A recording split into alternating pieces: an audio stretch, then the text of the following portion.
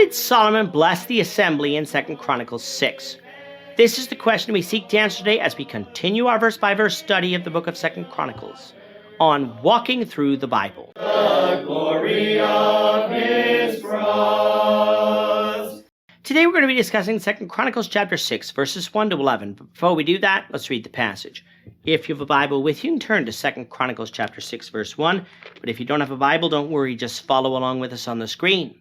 The version that we'll be reading from is the New King James Version.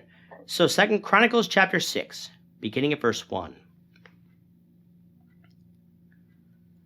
Then Solomon spoke. The Lord said he would dwell in the dark cloud. I have surely built you an exalted house, and a place for you to dwell in forever.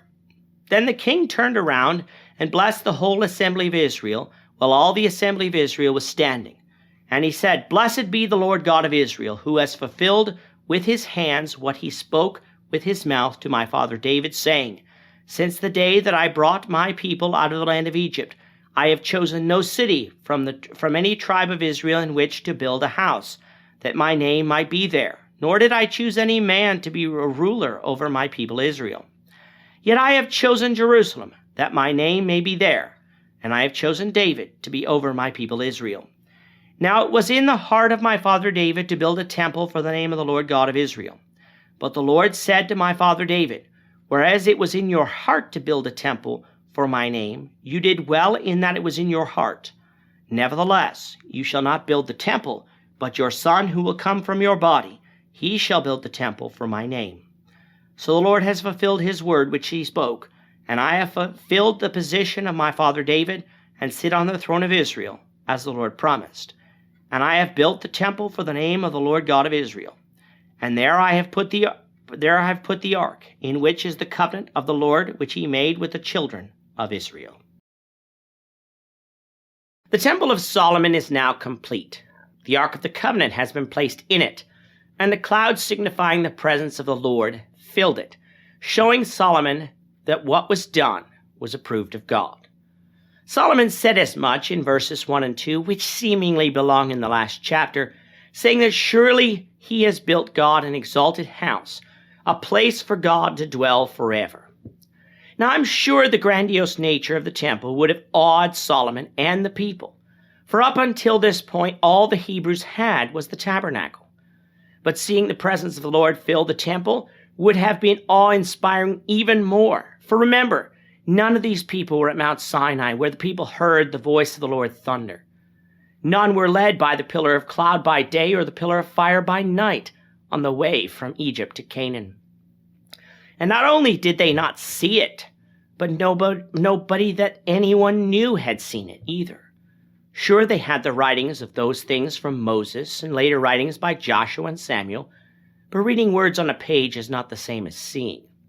And by seeing the actual cloud fill the temple would have caused all present to be filled with the wonder and reverence before God.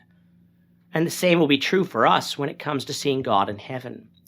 Sure, we read in Scripture that God is an unapproachable light, that his glory is a wonderful sight, and that heaven is beautiful beyond words. And yes, those words can cause us to believe this, but until we experience it, those words are just words.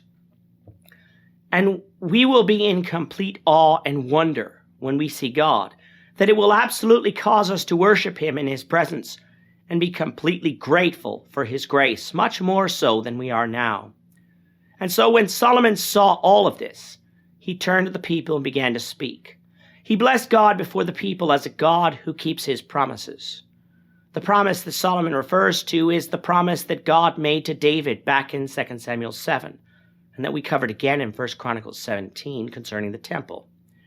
Recall back to those chapters that David was determined that after the Ark of the Covenant was brought back to Jerusalem, that he would build a temple for God.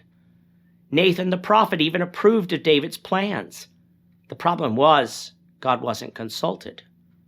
And when God had his input, God said that David wouldn't build the temple, but his son would. If we consider the timeline of 2 Samuel and 1 Chronicles, when God made this promise, Solomon wasn't born yet, and David hadn't even sinned with Bathsheba yet, the woman who would be Solomon's mother.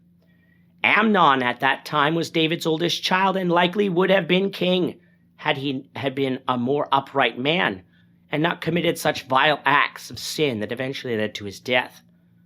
And yet when God made that promise, I believe God knew that the promise wasn't meant for Amnon, for God knew Amnon's heart.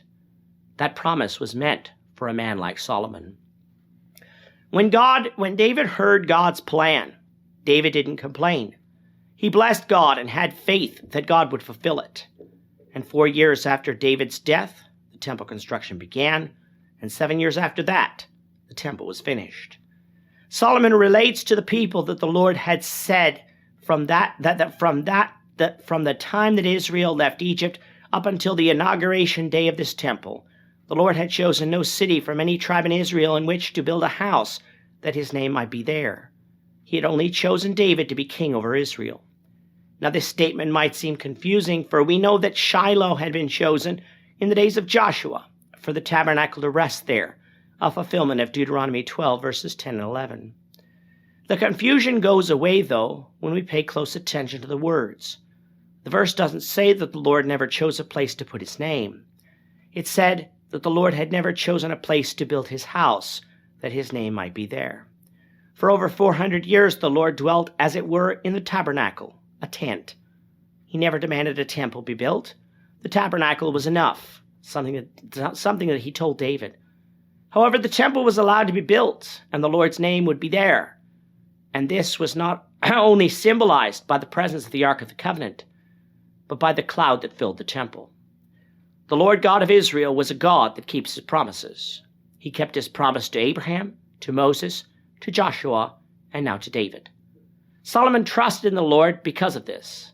And for us today, this is the same God who keeps his promises. He promised to send Jesus to pay the price for sins, and he did this. He has promised the faithful a home in heaven if they will in faith obey him. God will keep that promise. The question is, will we obey? With that, our time is up for today. The Lord willing, we hope you'll join us for tomorrow's discussion of 2 Chronicles chapter 6, verses 12 to 21, as we continue our walk through the Bible, one verse at a time. Thank you for watching today's episode. We hope that you found it edifying and ask that you not only subscribe to our channel and podcast, but that you like and share this episode among your friends, so that the saving gospel of Jesus Christ can go out to the whole world.